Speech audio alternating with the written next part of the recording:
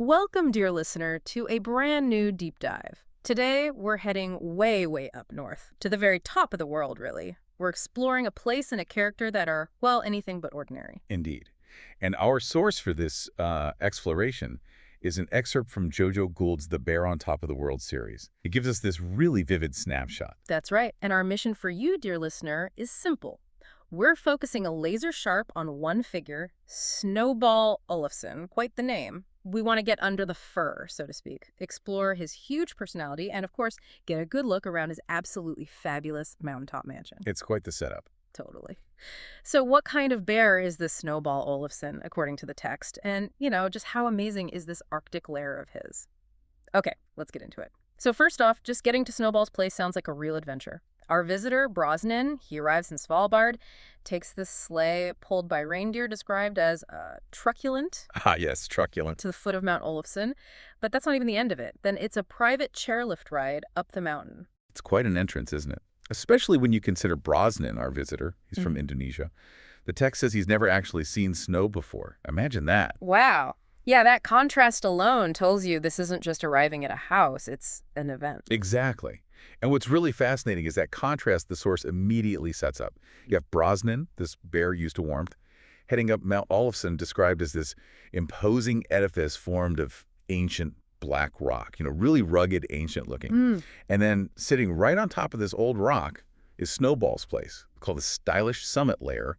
And the outside is mostly this shiny black metal. Shiny black metal on ancient rock. Right. It sounds almost, well, alien, like a high-tech fortress that just landed there. That clash between the old jagged rock and the sleek modern metal, it definitely sets a dramatic, maybe even a bit futuristic tone. It hints at the kind of powerful, perhaps unconventional figure inside. And the end of the chairlift ride, it's not a porch, is it? It's described as a docking bay with the silver steel canopy. Yeah, a docking bay. It sounds less like a home entrance and more like, I don't know, a private airport terminal or something. It just screams exclusivity, high-tech design. It perfectly sets the stage for the bear living there. This isn't someone just living on a mountain. He's kind of conquered it, reshaped it. Absolutely. A statement piece, really. So this remote high-tech lair already gives us clues about Snowball. But even before Brosnan properly meets him, we get the sense of his character. He's clearly a big deal businessman, right? Always teleconferencing, running Olofsson Industries, which sounds like a handful. Described as a demanding enterprise, yes. But he's also got this boisterous, kind-hearted nature. That's quite a mix, isn't it? Powerful businessman, but also boisterous and kind. It is, and it's key to understanding him. We see his staff, Eric and Martin, they call him the boss, and the gaffer. That suggests, not just hierarchy, but real respect, authority, maybe even some affection there. The gaffer, yeah. And then think about his first interaction with Brosnan. This poor visitor has traveled miles, never seen snow, arrives at this fortress. And Snowball doesn't give him a formal handshake. No, it's a trademark, fur-crushing bear hug. Chuckles slightly. Fur-crushing. Right. And he calls him an Indonesian troublemaker. Playfully. It immediately shows he's powerful, yes, but also really personable, got a great sense of humor. He even jokes about maybe speaking obscure panda dialects because of the embroidery on his dressing gown. So he can switch gears easily? Powerful boss 1 minute, joking host the next. Exactly. Confident, playful, puts people at ease, but you never forget he's this polar giant in charge. That mix really does make him intriguing. And speaking of his core character, something else really jumped out at me from the text, his focus on strength, on resilience. He tells Brosnan he's specifically interested in tales of overcoming adversity with tall odds. And he says his own life has revolved around that endeavor. It's not just talk. Right. It feels fundamental to him. And then he recognizes Brosnan has an order of honey metal, same as him. What's the significance of that shared metal, do you think? Well, I think it's critical. It's not just a random detail. That shared metal signifies deep mutual respect based on achievement against the odds. Snowball seems to value people and himself who faced huge challenges, shown grit, and really achieved something difficult. So success for him isn't just about the money from Olofsson Industries. It seems not just about that, no. It's about the struggle, the perseverance, the win. He probably built his whole company on that kind of relentless drive. Yeah. So yeah, he's playful, but underneath there's this serious philosophy about overcoming obstacles. Okay, so Brosnan finally gets inside. After the freezing Arctic cold, the text says the heat instantly pleasing, big contrast, and the place itself, Modern and fashionable, definitely class, but with a peculiar internal design. Mezzanine level splitting the floors. Sounds interesting. It really does. Peculiar suggests something unique, not standard. Those mezzanine levels. It points to a space that's visually interesting, maybe complex, cleverly designed. It reflects a mind that likes innovation, maybe non-traditional thinking, like you'd expect from a successful industrialist. So the house itself reflects his mind. I think so, yeah. It's not just luxury for luxury's sake. It seems like a carefully crafted environment, reflecting his unique taste, his success, and maybe even a desire for dynamic, connected spaces, maybe like his business empire. And the specific details they mention are pretty amazing. As Brosnan's being shown around, we hear about embossed burgundy wallpaper, fine marble skirting in the corridors. Sounds very opulent. Definitely high-end finishes. And these enticing steam cabins with homely wooden doors. What a luxury in the Arctic. Then there's a central balcony looking down over a circular bubbling whirlpool with 3 wide television screens flanking it. Chuckles. Yeah, you can just picture that, can't you? Ultimate relaxation meets high-tech entertainment. It screams comfort, but what does that level of, personalized, almost extravagant comfort tell us about him? Is he just spoiling himself? I think it's more than just indulgence. It shows he really understands comfort, probably for his guests as much as himself. Those steam cabins, the whirlpool. It's like creating a deliberate sanctuary against that harsh Arctic world outside. A refuge. Exactly. And for someone running a demanding business like Olofsson Industries, creating an environment for serious rest and relaxation isn't just fluff. It's probably strategic. A place for intense work, yes, but also intense unwinding. A necessary balance for someone operating at his level. And the story grounds this in reality, too. His valet, Borg, explains Snowball would have met Brosnan sooner, but he was stuck on a teleconference dealing with the Reykjavik branch for over an hour. Right. That detail reinforces how demanding and international Olofsson Industries really is. He's not just sitting back enjoying the whirlpool all day. And then there's another layer, his collection. He collects fine bronze artifacts from the Viking period, displays them on small stone plinths. Interesting hobby. But it's why he collects them. He apparently admires these Vikings, calling them sophisticated marauders, and the text says he sees a bit of himself in their trade and raid culture. That's quite a connection to make. It really is. And it gives us this profound insight into how he thinks, his operational mindset, maybe. It suggests his business drive isn't just a modern thing. It's rooted in admiring these powerful, almost legendary figures from history. So trade and raid informs Olofsson Industries. He's not actually raiding, is he? Chuckles. Whoa. Probably not literally raiding.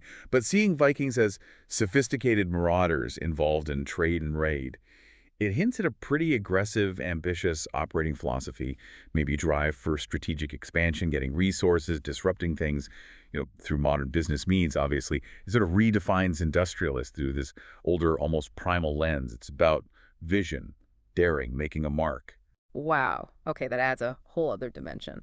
Now, things get really interesting when Snowball wants to show Brosnan something important. They go up this black metal staircase to an unlit penthouse level. First, Brosnan just sees the view, right? Majestic nocturnal sweep of Svalbard, floor-to-ceiling glass. Stunning, I'm sure, seeing Longyearbyens lights from up there. But yeah, the text is clear. That's not the main event. What happens next? Snowball gently lifts Brosnan's chin upwards. And that's when Brosnan realizes the roof is also completely glass. The whole roof, glass. Completely glassed over. So they can gaze straight up at the northern lights, described as dazzling celestial floodlights and shimmering hues, like a massive green phantom moving across the sky. Incredible. Just, wow, that's more than just architecture. Oh, absolutely. It's an immersive, totally awe-inspiring experience, connecting the inside of his lair directly to the Arctic sky's grandeur. It's a huge statement. And Snowball explains its significance, doesn't he? He calls the sky the great friend of the polar bear, says they've relied on the stars for as many generations as you can go back. He emphasizes that polar bears are Mother Nature's natural-born navigators. Yeah. And even with all the modern tech, they still prefer to look up for our sense of direction in life. It's in our blood. So that glass roof, it's not just for show. It's a literal window into his soul, isn't it? It shows how this cutting-edge industrialist, this modern bear, is still deeply connected to his roots, to ancestral wisdom, to the Arctic environment itself. Exactly that. It's this fascinating duality. He's a global business leader, but he's guided by the stars, literally. He bridges these seemingly opposite worlds, ancient wisdom and modern enterprise. It seems like it's not about choosing one or the other for him, but weaving them together. Precisely. Integrating them creates his unique way of living, leading. That seems to be a core part of his character.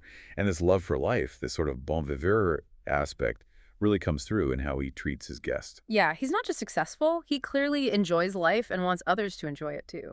He's already planned a little foray to his favorite local tavern, the Crazy Walrus. And he even asks Brosnan if he brought his trumpet. Wants him to perform, maybe. Suggests a lively social side. But the details of his hospitality are what really get me. Brosnan's room, en suite, naturally, but stocked with fur wash, soaps, fang paste, and scents from Brosnan's home country, Indonesia. That's incredibly thoughtful. And then, above the bed, an original canvas of Jakarta under a setting sun. I mean, who does that? That level of personalization is amazing. It's more than just being generous, isn't it? Oh, much more. Wow. It shows a really shrewd understanding of how to connect with someone, build loyalty maybe. It's that kind-hearted nature we heard about, but applied with, real strategic warmth. He pays attention. He really does. And he offers that special Svalbard Sunbeam cocktail, his Grand Bear's recipe. Provides pollen for Chibi, Brosnan's little bee friend. But interestingly, even his hospitality ties back to business. How so? He openly says he hopes Brosnan's stay will enhance your understanding of secondary honey processing. He connects his own confectionery products, his underground bee workforce, directly to Brosnan's studies. Ah, okay. So even while being the perfect host, the business mind is always working. It seems so. He's hosting, yes, but he's also subtly weaving in his business interests, seeing it as a chance for mutual learning and growth.